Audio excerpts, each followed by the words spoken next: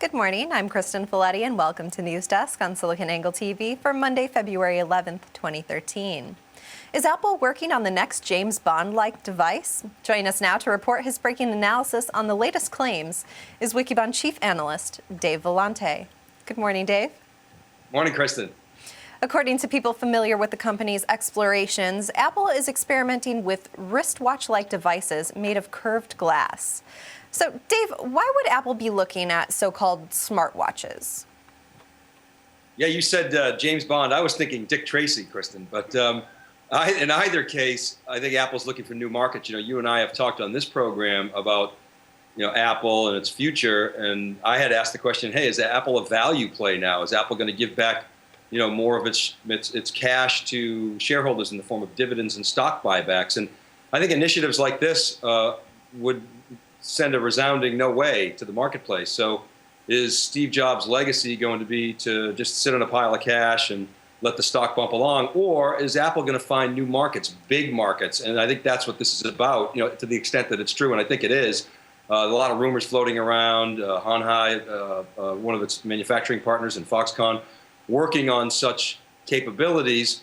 So this is all about Apple expanding its market. And of course, as we all know, when Apple looks for bigger total available markets, it goes after giant ones. So really, it's about increasing its value by finding new markets, and it's very cool. Apple's going to probably try to reinvent this whole notion of wearable computers. So to start, what exactly is a wearable computer? Can you expand on that?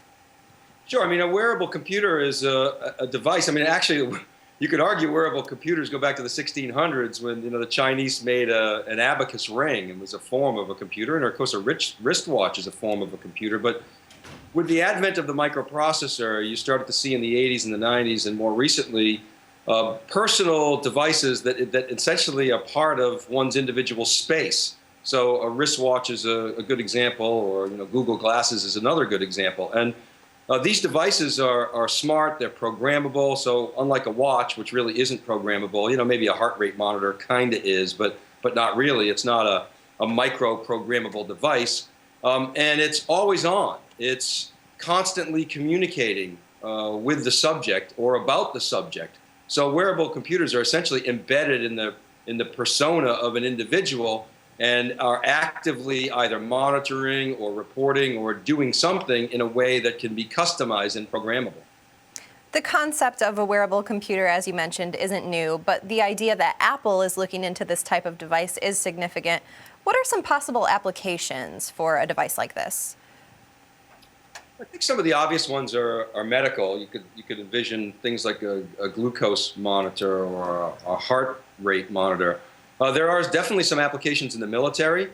Again, you remember the old pocket watches. Well, it was the military that had asked for wristwatches. So, military where things are happening really fast in real time, there are many, many applications and a number of companies that are actually pursuing that today. You can see, again, sort of in the healthcare space, a reminder system that's actually better than an egg timer, one that actually monitors a patient's individual situation and monitors, whatever metrics are relevant, and reminds the patient to take medications or even adjust medications on the fly.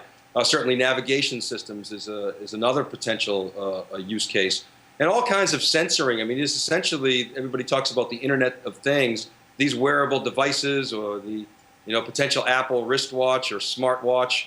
These are sensors that are out there in the Internet of Things that can send data to various devices, including Apple devices. You mentioned several devices that could be considered somewhat of a wearable computer. What kind of successes have wearable computers seen thus far? Thus far, not great. Sony's got a smartwatch. Well, certainly Nike's been playing around in this space with some degree of success. It's kind of cool. There, as I say, have been some military applications, but there have been a number of startups who started and stopped, went into Chapter 11. So there's not been a ton of successes, although you're starting to see some Android activity go on, and certainly some of the Apple devices can be turned into wearable computers. But thus far, it's been very experimental, and I think that this is one of those things that people have been talking about for a long, long time. And I think now with the miniaturization trend and and better battery life and maybe even better interfaces, the time has come to really put these things to the test. Do you see Apple incorporating this type of device into its computer and smartphone ecosystem, or would this be more of a vanity novelty device from Apple rather than a full-on replacement or upgrade from some of the pre-existing Apple devices? Well, I do think there are, for instance, entertainment applications, which is one that we didn't talk about. But I think in general, Apple's going to try to leverage its entire ecosystem of both its own operating systems and devices as well as its partners, and all the way into the cloud. So I definitely think that I could envision, a sensing device actually sending data to an iPhone, which actually could then turn it into something that's more substantial in terms of information, sending it to the cloud or to other sources. So I think unquestionably, were Apple to introduce such a device, that would have its place within the Apple ecosystem. Having said that, I think it would be an entire new category of device with a completely different architecture. What types of devices are on the market right now that this Apple device might aim to compete with, or are there any? Well, I think we've all sort of learned from watching Apple that when it comes into the market, it tries to completely disrupt and change things and create new markets. So I think that, as I said before, the devices that are out there today, examples might be the Sony smartwatch. Certainly the Nike Fuel Band is another example. There are military examples, and these are sort of purpose-built, sort of somewhat experimental. But with the advent of applications, they're starting to get some traction. So I think that in classic Apple fashion, what they'll do is they'll scan the marketplace and think hard and deeply and research the potential, and then go deep into an industry and try to completely transform it. So I would say, on balance, there is nothing like what Apple would do out there. And that's not to say that whatever Apple does will succeed, but let's face it, it's got a pretty good track record. The iPod series already has compatibility with Nike's Plus application, and Nike has met some success with their foray into wearable computing with the Fuel Band. Could there be a possible relation here in regards to form and function?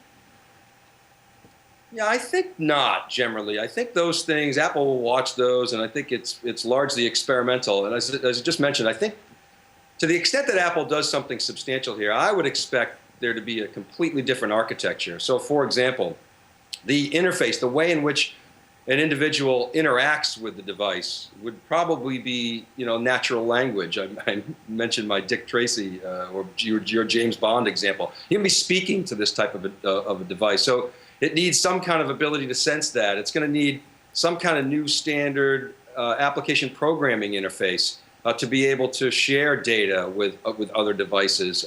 It's going to be able to invoke those services, as I said, by voice. It's going to have a new set of outputs. It's going to have, a different physical architecture. The word is that Apple is using some form of Gorilla Glass. I'm sure there's going to be issues around battery life that would be different. A whole new operating system, I would envision. So I think that in general, you're going to see, a completely new architecture for these types of devices. Couldn't it be argued that your phone is already a wearable device, as most of us have it attached to our hip? How is this going to be any different, or what's the appeal? Yeah, that's a good point. I mean, you absolutely could argue that your phone is a quasi-wearable device. And of course, many of the early smartwatches, they actually looked like a phone, like an iPhone actually sort of strapped onto your wrist. I mean, I'm envisioning an NFL quarterback flipping down, looking at the plays. I mean, some of the devices that have been on the marketplace are literally that size. I think the difference is the following. As I mentioned before, the architecture is going to be different, and this thing is always on. Not that the smartphone is not always on, but it's passive. It's waiting for you to tell it what to do. Now, certainly it's downloading apps and there's downloading data and the like, but the smartwatch or the wearable device is something that is constantly doing its monitoring or its sensing and actively passing data for a specific purpose. So it's really a purpose-built device for a particular application. And I think the other thing is it will communicate with the individual in a way that is meaningful. So let's say, for example, we're talking about a medical application. It will communicate to that patient in a time frame such that patient can act, or that others can act on its behalf. So it's much more active than a smartphone, which is somewhat more passive than I think what I'm envisioning here. Well, Dave, it's been a very interesting conversation this morning. Thank you so much for taking the time to join us. Oh, you're welcome. Talk to you soon.